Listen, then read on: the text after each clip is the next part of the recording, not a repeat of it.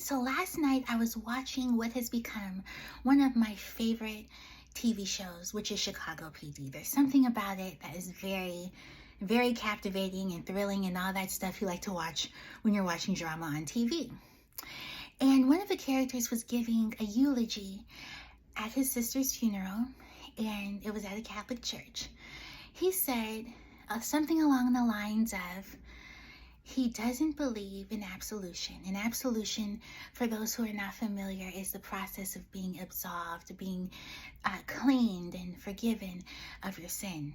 Now, I thought this was interesting because he said he thinks that people should carry the burden of the pain that they caused so they could remember when someone else is hurting. Now this, if you know me, you know why this would captivate me, because I just think, do we need to be constantly carrying the burden of a previous pain in order to empathize or understand where someone is coming from? And I disagree. I don't think that we need to carry that burden. Here's why. Whether you believe in Jesus or not, if you're still watching, there's something for you in this video. If the atonement for everything you could ever do has already been made, and as one author put it, Dr. Eric Fromm, a Jewish psychologist, or I think a psychiatrist, he put it this way: atonement means at one meant. Okay, and I when I read that about 5 years ago from his book, The Art of Loving, it was very wow, very compelling. Like, okay, I can, that makes sense. That's very clear. There's no conflict with that. If the atonement has already been made, if the process for you to unburden yourself from the pain that you've caused and the pain you've experienced has already been made, how much more space will that create in your life to experience, to enjoy the life that the Most High has given you? Let's think about that, because some people do refuse the Christ. Oh, no, I don't do that, or because they associate it with oppression, they associate it with whiteness, they associate it with we'll just leave it at those two, oppression and whiteness. And really, if you go back far enough, you will see reflections of the Christ in Kemetic spirituality, which is ancient African spirituality. It's very intriguing. It's very intriguing how God moves across the ages. It's very intriguing. So there are people who refuse to be associated with something that reminds them of their shortcomings, or reminds them that maybe they're not that smart after all, or it reminds them that, oh, it can't be that easy. It's got to be harder than that. If I can master carrying my pain and look good while doing it, I'll take that. That's what people think. Now, I know this personally because when I was 24 years old, I was trying to carry my pain in a different way. And I'm, follower of Jesus, okay? At 24, now still 36, but I was trying to master carrying my pain in such a way that I wouldn't be a burden to other people. Now that's where that codependency slides in there, right? And so I'm trying to be a caregiver, or caring for people's children, working with staff who are caring for children, youth, teenagers, and I'm trying to do this without letting people know I'm struggling. Okay, and so when people began to pick up on my own shortcomings, like, Ashley, you're not doing that well carrying your pain, I was going, oh my gosh, oh no, when my life is falling apart because I'm not doing this thing well of carrying my own pain. I'm saying this because some of you, either you or someone you know, think that you need to master carrying your pain.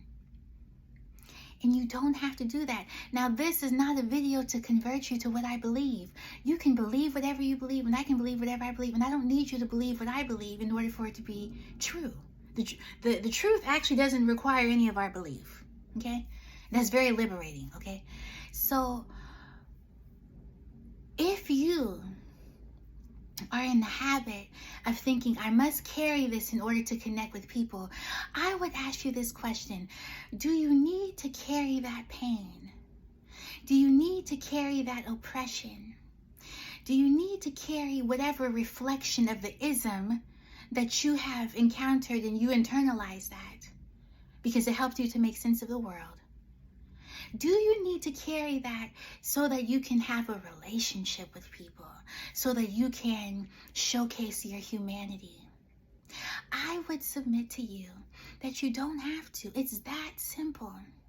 Again, this is not a video to say we're winning souls for Jesus. Because the thing is, I wrote a book, Liberate Through Love of Christ, and it taught me a lot about what evangelism means. Not the book I wrote, but the Most High coming into the space I was in to show me what the truth of liberation looks like in my life.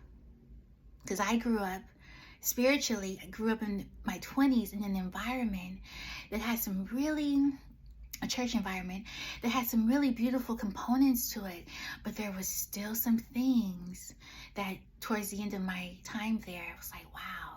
You know, it's kind of like when you're walking and you can feel the mist on your face, but you don't know exactly what that mist is. You know it's coming from the environment, but there's something happening in the clouds or above the clouds per se, right? Something happening in the environment. So I was in that environment, I was sensing some things. Didn't have enough evidence to corroborate what I was feeling and sensing, but it turned out that there are some things going on, and the environment made sense once those things came to light. Okay, so I say this again to say, it's that simple. You can experience more space when you recognize the contribution God has already made for you to be one with Him, for you to be one held by Mother God.